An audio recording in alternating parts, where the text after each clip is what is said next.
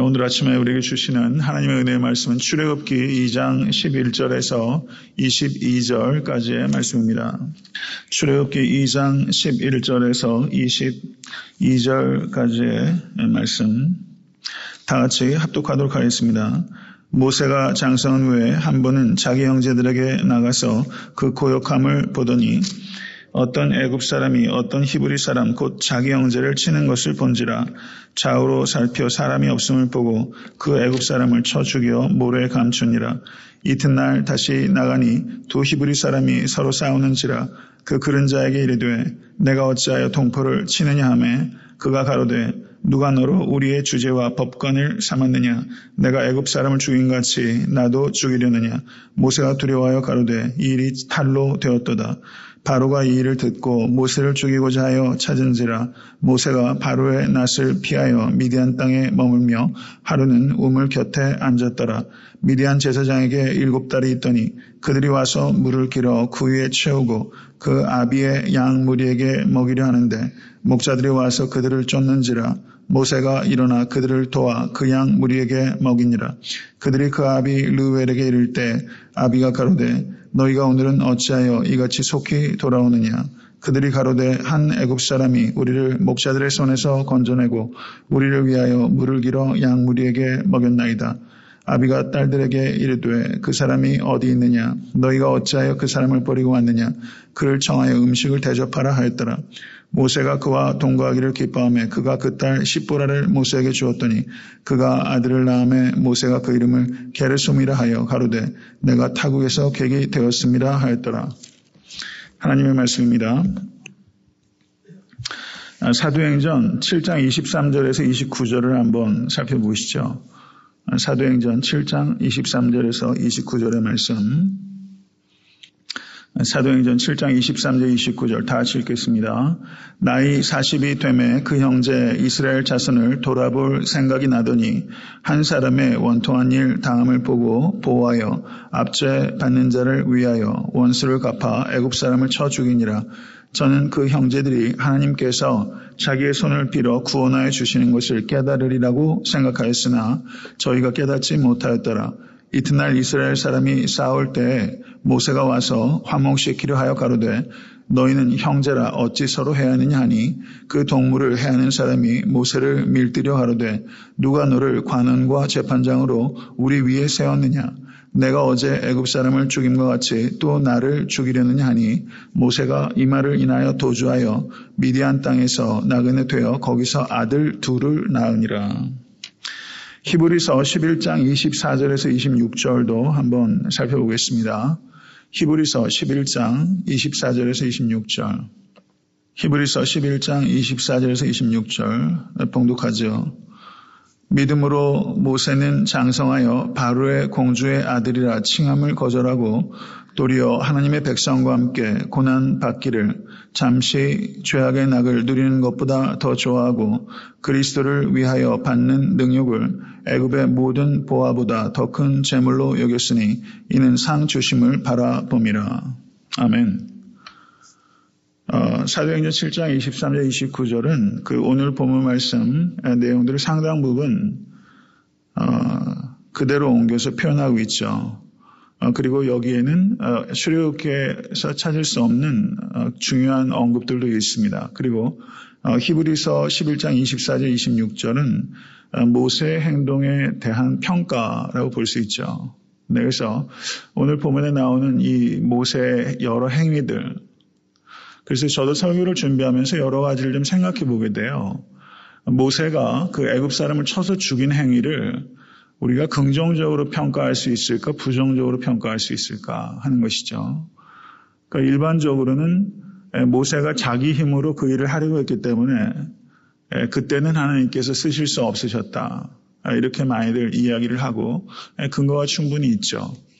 그런데 모세의 이 살인 행위 대표적으로 그리고 히브리 사람들과의 다툼이 있을 때 그때 나서서 그것을 해결해 보려고 하는 행위들, 이런 일련의 행위들을 우리가 어떻게 평가할 수 있을까 하는 부분입니다. 여기를 보시면 출애굽기 2장 11절 모세가 장성한 후에 그런데 사도행전 말씀을 통해서 보면 이때 모세의 나이가 몇 살 정도 되죠?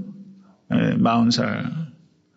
장성한 후에 한 번은 자기 형제들에게 나가서 그 고욕함을 보더니 어떤 애굽 사람이 어떤 히브리 사람 곧 자기 형제를 치는 것을 본지라. 그 모세가 자기 어미로부터 모유를 떼고 그 애굽 궁전에 들어갔으니까 40살 때까지는 적어도 애굽 궁전에서 30여 년 이상을 바로의 아들로 살았죠. 그러면 권력과 그 당시에 당대 모든 문화의 그 최상층부에 있는 것들을 누리는 그런 생활을 30년 이상 했다는 것입니다. 그런데도 불구하고 나가서 보았다. 나가다라고 하는 이 동사가 히브리 말로 야짜라는 동사인데 이것은 의도적인 행동을 나타내는 것입니다. 애굽 궁전에 있던 모세가 히브리 사람들이 노역을 하고 있는 곳까지 가기 위해서는 상당한 거리를 이동했다는 것을 의미하는 것이죠. 의도적으로 거기까지 나갔어요. 그리고 보았다라는 이 동사는 라아라는 동사인데 이것은 명확한 관심을 가지고 관찰할 때 쓰이는 동사예요. 그러면 이와 같이 그 모세가 애굽 궁전에서 30여 년 동안 있었단 말이죠. 그런데 의도적으로 나아가서 고통당하는 이스라엘 백성들을 살피는 행위, 이 행위는 예사로운 행위가 아닙니다. 우리가 가만히 상식적으로 생각해도 모세가 얼마나 내적으로 갈등이 있었을까 생각할 수 있죠. 그냥 눈 딱 감고 난 애굽 왕자야, 난 이렇게 살 거야 라고 싶은 그 충동과 이 자기의 민족이 당하는 이 고통 사이에서 얼마나 많은 번민이 있었을까. 이 인간이거든요.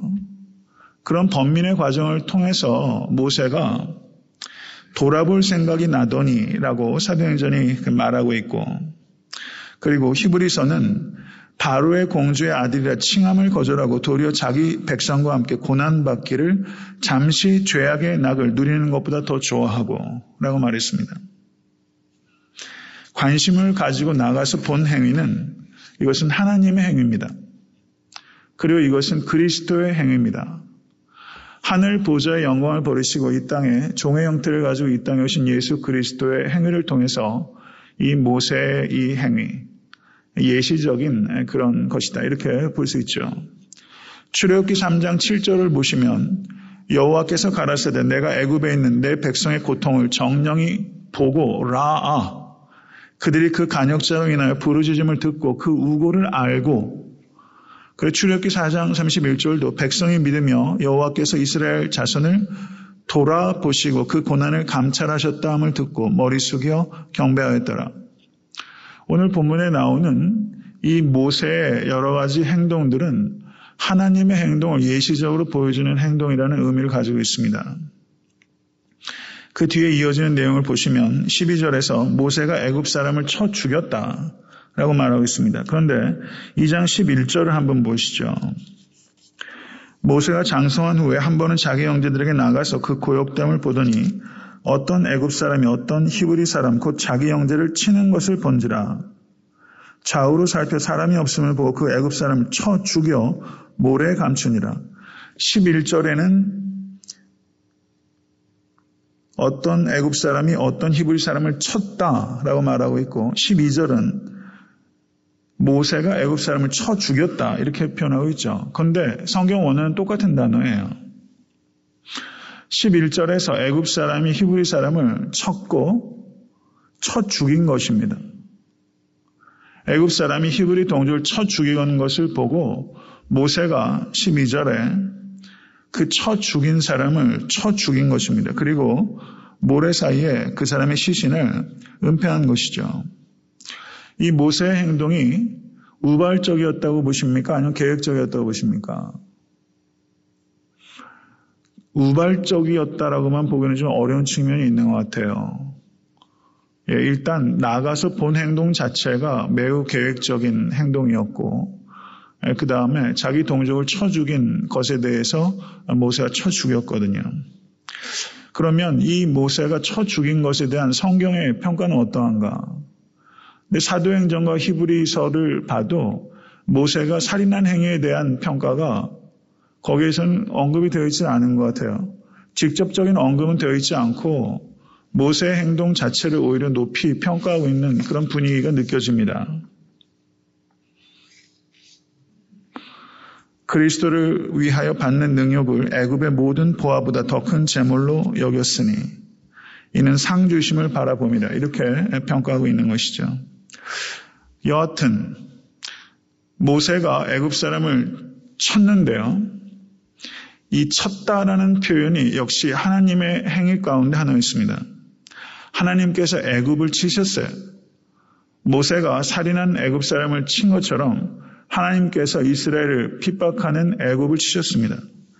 출애굽기 3장 20절을 보면 내가 내 손을 들어 애굽 중에 여러 가지 이적으로 그 나라를 친 후에야 그가 너희를 보내리라. 출애굽기 12장 12절에서 13절을 보셔도 내가 그 밤에 애굽 땅에 두루다니며 사람과 짐승을 물어나고 애굽 나라 가운데 처음 난 것을 다 치고 애굽의 모든 신에게 벌을 내리리라. 나는 여호와로라. 내가 애굽 땅을 칠 때 그 피가 너희의 거하는 집에 있어서 너희를 위하여 표적이 될지라. 이렇게 말씀하고 있습니다. 모세가 애굽 사람을 친 것과 하나님께서 애굽을 친 일이 연결되고 있다면 모세가 이 살인한 행위를 반드시 부정적인 것으로만 봐야 되겠는가? 그렇지 않을 수도 있다는 것이죠. 이거는 좀 생각해 볼 여지가 있는 것 같습니다. 그 모세는 일신상의 안락함에 안주했던 사람이 아닙니다. 모세는 자신의 동족이 고난당하고 그리고 심지어 이렇게 맞아서 죽게 되는 이와 같은 이 극악한 상황에 대해서 분노하고 그것에 대해서 행동했던 사람이죠. 이런 상황에 처한다면 모세처럼 행동하는 거 굉장히 어려운 일입니다. 만약에 우리가 이런 상황에 놓이게 된다면 우리는 어떻게 행동할 수 있을까?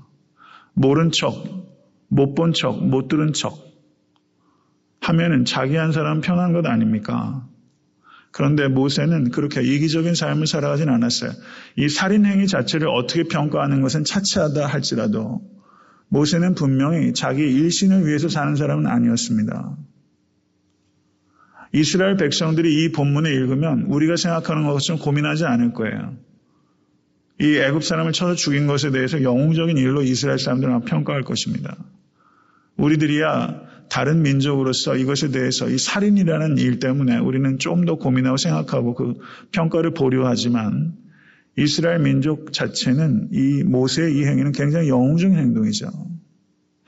이것에 대해서 살인한 생각하지 않았을 겁니다. 안중근 의사가 이토르붐이 저역한 것과 같이 분명히 이스라엘 백성은 이 사건을, 이 대목을 보면은 굉장히 환호하고 자기희생적인 행동을 생각했을 거예요. 살인에 대한 평가는 뒤로 하더라도 모세가 이러한 행동을 하게 된 그 배경과 동기, 이것은 대단한 행위고 영웅적인 행위고 굉장히 자기 부인하는 행위라고 볼 수 있죠. 여하튼 그 다음 날에도 모세는 두 히브리 사람들의 싸움 가운데 뛰어듭니다. 모세는요, 불의를 못 참는 사람이에요. 그 싸움 사이에 모세가 딱 끼어들잖아요. 그런데 모세의 행동에 대해서 누가 너로 우리의 주제와 법관을 삼았느냐? 내가 애굽 사람을 죽인 같이 나도 죽이려느냐? 강하게 반발했습니다. 모세는 이스라엘 백성들에게 대해서 아무런 권위도 갖고 있지 못했어요. 그런데 이것은 참 성경이 재밌어요. 모세가 앞으로 당하게 될 일들을 예고해요. 모세의 권위가 출애굽한 이후에도 계속 도전받지 않습니까? 출애굽기 5장 21절을 보면 그들에게 이르되 너희가 우리로 바로의 눈과 그 신하의 눈에 미운 물건이 되게 하고 그들의 손에 칼을 주어 우리를 죽이게 하는도다. 여호와는 너희를 감찰하시고 판단하시길 원하노라. 이런 말씀이 있고 출애굽기 6장 9절에서 11절을 보시면 모세가 이와 같이 이스라엘 자손에게 전하나 그들의 마음의 상함과 역사의 혹독함을 인하여 모세를 듣지 아니하였더라. 여호와께서 모세에게 일러 가라사대 들어가서 애굽 왕 바로에게 말하여 이스라엘 자손을 그 땅에서 내어 보내게 하라. 그리고 한 대목만 더 보죠. 출애굽기 14장 11절에서 12절을 보면 그들이 또 모세에게 이르되 애굽에 매장지가 없으므로 당신이 우리를 이끌어내어 이 광야에서 죽게 하느냐? 어찌하여 당신이 우리를 애굽에서 이끌어내어 이같이 우리에게 하느냐? 이런 대목들을 보게 되면 모세의 권위가 계속해서 도전받는 일들을 우리가 볼 수 있습니다. 이건 리더의 숙명이에요. 리더가 된다는 것, 그리고 작든 크든 큰 모임을 이끌어 간다는 것은 항상 이 권위에 도전받습니다. 그리고 자기 희생적인 헌신을 해도 권위는 도전받아요.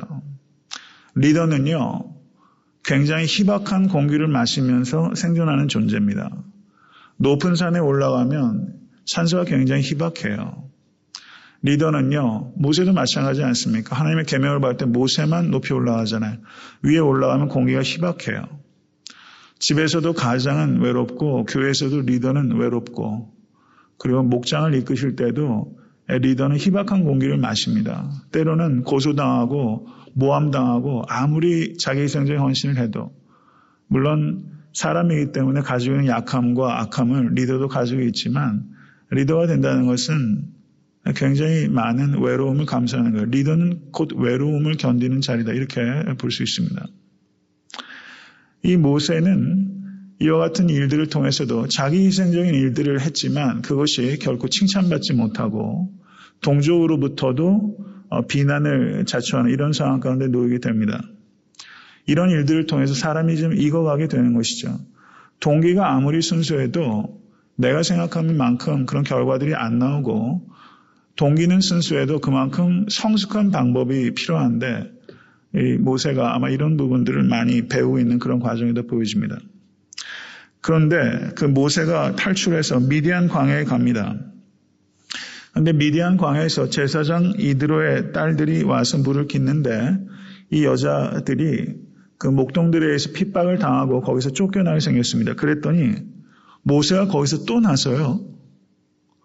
벌써 모세가 앞서서 애굽 사람과 히브리 사람, 히브리 사람과 히브리 사람, 그리고 남자와 여자, 조금 구성원들이 좀 상황이 좀 바뀌죠.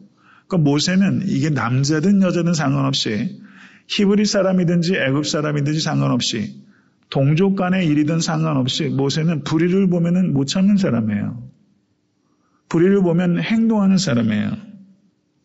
모세는 그저 초연하고 그냥 달관한 사람처럼 불의에 대해서 묵인하는 사람이 아니었습니다.